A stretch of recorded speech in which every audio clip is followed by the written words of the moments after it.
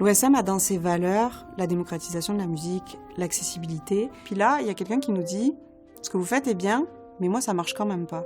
Pourquoi on n'a pas accès? Qu'est-ce que nous, orchestre, on peut faire pour que ça se passe ?» Là, on avait finalement une opportunité d'aller rencontrer un public qu'on rencontre pas.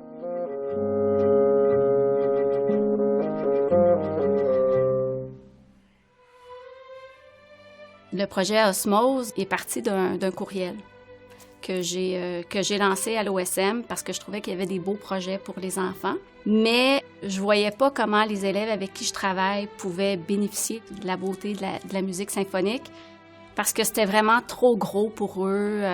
L'expérience globale de se déplacer, d'aller voir un concert, le bruit. Et pourtant, ils connectent super bien avec la musique. Fait que je comprenais pas pourquoi, avec cette connexion-là, on leur en offrait pas plus que ça de la musique. Au même moment, il y a un monsieur Faneuf qui a dit « moi, j'ai du ça à donner pour un projet. » Mélanie lui a présenté le projet, puis il a embarqué à 100 000 à l'heure. Il voulait un projet qui laisse une trace. Pour moi, c'est comme une petite porte qui vient de s'ouvrir là, sur la vraie inclusion. Puis je pense que la musique peut porter ce projet de société-là. Allez, c'est drôle! Dans l'idée de construire un projet ensemble, avec Nathalie, avec l'école Saint-Étienne, c'était vraiment de développer une expertise, de comprendre, de s'apprivoiser, pour emmener les enfants de l'école, qui est un lieu sécurisé, rassurant, pour les emmener jusqu'à la maison symphonique. Où là, il peut y avoir plein de surprises, plein d'imprévus, puis ça peut être inquiétant.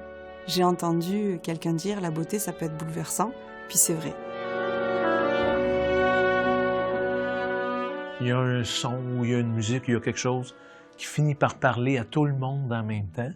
Et puis, ça fait des moments magiques, je pense, pour tout le monde. Puis je le vois dans les visages. Des fois, ils sont peut-être anxieux ou méfiants. Puis à un moment donné, tu les vois. Ah, il y a un son, il y a quelque chose qui leur parle. Puis là, tout à coup, ils sont là, ils s'ouvrent.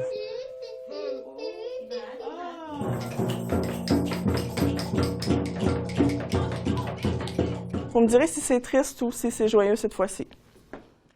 C'est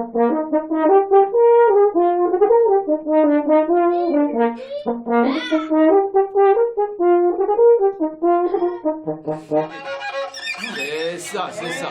Bravo. À cause des basses fréquences, j'ai eu l'idée de faire venir les enfants pour mettre leurs mains sur mon instrument.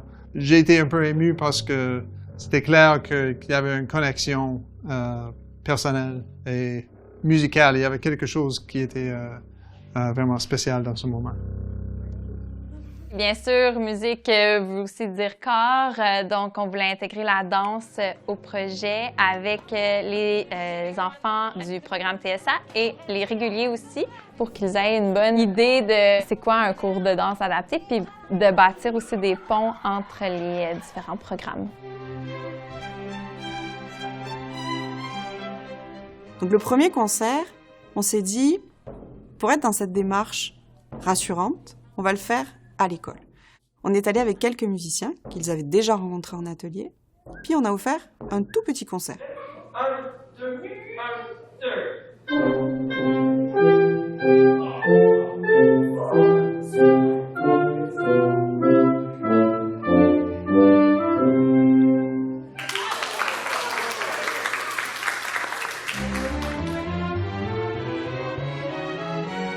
La démarche de progression, c'était aussi de passer des ateliers à un petit concert, un premier petit concert dans l'école, puis ensuite d'aller une première fois à la maison symphonique sans personne d'autre que nos élèves, et ensuite de ça, venir au grand concert à la maison symphonique.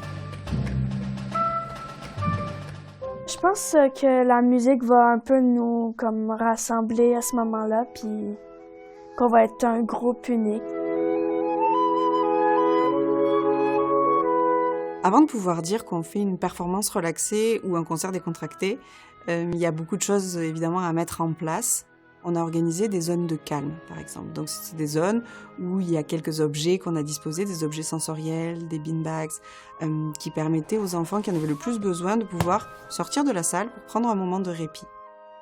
On a mis en place une zone bougée où les enfants pouvaient aller vivre la musique corporellement s'ils le désiraient. Dans le cadre des ateliers avec le Musée des Beaux-Arts, on a pu réaliser des boîtes dans lesquelles on a proposé aux enfants de créer leur univers. On a trouvé comme un chemin pour que les enfants se rencontrent et modèlent ensemble. Ça faisait vraiment du sens aussi pour eux, quelques mois après, d'avoir la réalisation de ce qu'ils avaient fait ensemble.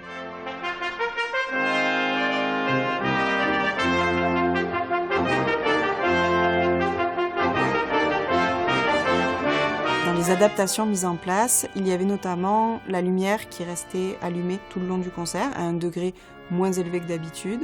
Il y avait également les portes de toute la salle qui sont restées ouvertes, ce qui permettait au public de pouvoir entrer, sortir au besoin. Pour l'orchestre, la nouveauté pour ces concerts décontractés, c'est que les musiciens ont joué en chandail coloré, ce qui permettait aux enfants d'avoir immédiatement une vision de chaque famille de l'orchestre. On a pensé le concert vraiment avec une grande importance du visuel. Donc il y avait un grand écran avec des projections, un petit personnage qu'on a inventé qui s'appelle Octave et qui co-animait le concert avec Charles Lafortune.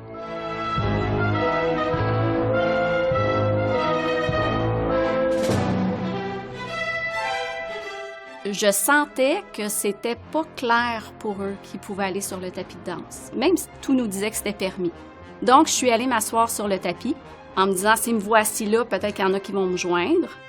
La petite cocotte, elle s'est couchée par terre, probablement aussi parce qu'elle sentait les vibrations.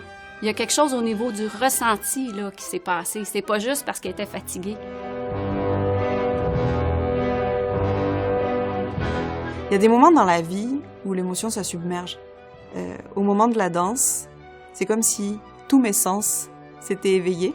J'ai eu un grand moment d'émotion, de voir que toutes ces petites personnes, puis les grandes personnes, étaient peut-être en osmose.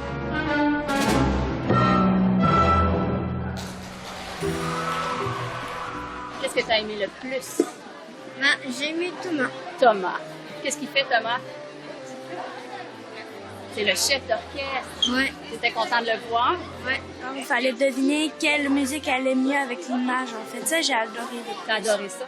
Tous ensemble, on a ouvert une porte. Puis, on a vécu dans un espace commun où seule la musique et la volonté d'être ensemble, c'était ça qui était important, pas les différences.